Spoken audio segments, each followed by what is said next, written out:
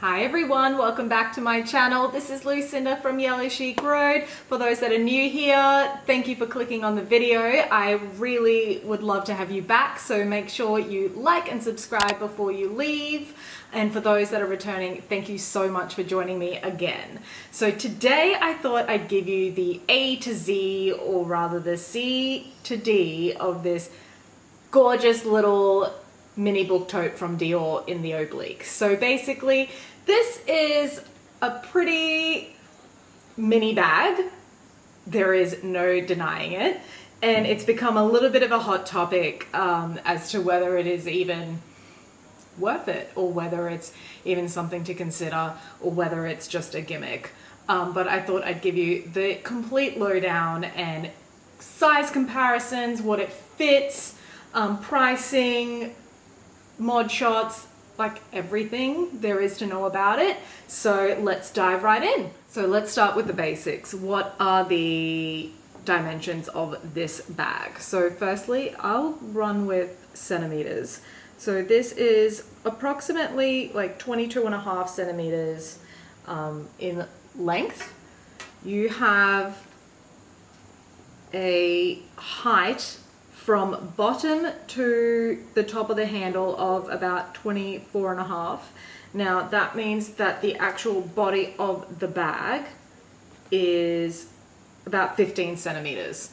So when we're talking width, we have, this is where it gets a bit tricky because it's sort of, it tapers in, but let's just say approximately 4 centimeters. Okay, so let's also see how it compares size-wise with some other mini bags that are certainly just as popular and very accepted mini bags. So this is a mini rectangular from Chanel. As you can see, it's actually a bit longer than a mini rectangular. Obviously you get more depth out of the mini rectangular, but it's not as high as the body of the Dior mini book tote. So I think that gives you some reference. I also thought I'd show you how it compares to a Chanel wok. So that's how it compares as well. Again, it's longer, it's taller, and I mean, doesn't differ greatly in terms of width. So I think that gives it a little bit more placement in. I know it's really hard to look at this and really compare it to a mini book tote, to a large book tote, because we're all used to seeing book totes in their original size in our minds. So it's sometimes a little bit hard to wrap our heads around the mini version, but I will insert videos that I took today in the Dior boutique comparing this guy to a small book tote and this guy as well to a regular size book tote. So hope you enjoy those.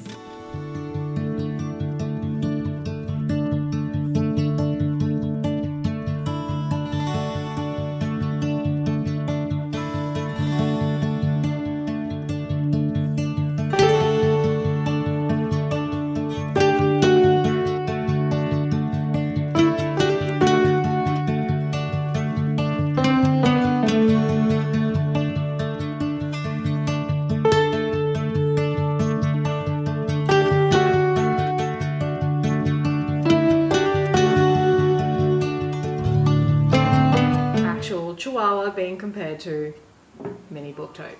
Hey, sit. This is boring for him, but this is another little comparison nobody ever thought they'd need to see in their lives.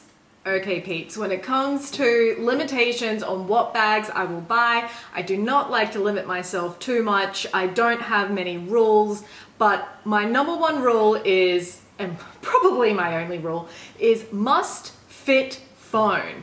If a bag don't fit my phone, I'm not even going to consider it. I'm not even going to go there. I'm not going to let myself go there. I've on the small occasion been really tempted by those Chanel round clutch on chain, I think is what they're called, but that does not fit a phone, and I don't even know if it fits a card holder confidently. So I really don't think I'd ever buy anything like that unless it was made of literal mermaid skin, which could be a possibility, or if it had a picture of Michael Jackson or Prince on it, which I don't think is ever going to be a possibility. But back to this guy and what it fits. So I've already got my little lip balm in there, so we'll keep that in there. So I hope you can all see that. As you can probably tell as well, this sort of expands nicely, but let's try a few things. I'll put you through some scenarios. This is a card wallet. This is a phone, and that is the iPhone 10. I don't drive, guys. I'm one of the very, very, very few grown people in the world that do not have a license, but I thought most of y'all do, so I'll show you that a key fob fits in there, you know, just in case you do drive. So that is quite literally maybe all you would need essentials wise. And that obviously fits really beautifully. If you wanted to switch out a card holder for a Louis Vuitton pocket organizer, you can do that. If you wanted to take more of a zippy coin purse, you can do that. If you have a Chanel O case instead as your wallet, you can also do that. So it is very accommodating for the essentials. Again, it's a mini bag. Treat it like a mini bag. Don't think it's going to do what a classic book tote does, but I just think this is kind of perfect for that statement mini bag, but still carries what you need. So let's talk about the elephant in the room, or should I say baby elephant in the room, and that is the handles. The handles have caused a bit of controversy for some people because they are certainly flat. They're as flat can be. It's not going to be like planet Earth where people think it's like it was flat and oh, it appears to be round. These are always going to be flat handles. But I just wanted to come up with maybe some justification as to why they're flat. I've been thinking, because not that I can speak as a bag engineer, but I was thinking perhaps they're flat because if they were the conventional rounded handles that they have on the book totes, maybe it would have been a bit top heavy. It is a lightweight bag. Or maybe it would have sort of been a bit hard to get into the bag. It would have invaded on your entry point a bit. So there are two little thoughts I had, and I'm just going to trust that the bag scientist at Dior made the right decision. It's not something that bothers me. I think they're really cute. I think it looks like a little cookie cutter bag. I think it's really cute. I like cookies. What's wrong with that? But it certainly doesn't limit you from doing, like, I bought this little guy 2018, and it really doesn't limit you from using that on your handles. If I could probably try and do that now.